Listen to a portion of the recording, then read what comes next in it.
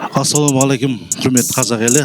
Қазақтың тойы бітпесін деген ұранмен тағы да бір керемет кештің куәсі болайық деп тұрмыз. Бұл әрине біздің мырзалы азаматымыз бен Даяна қызымыздың үйлену тойы.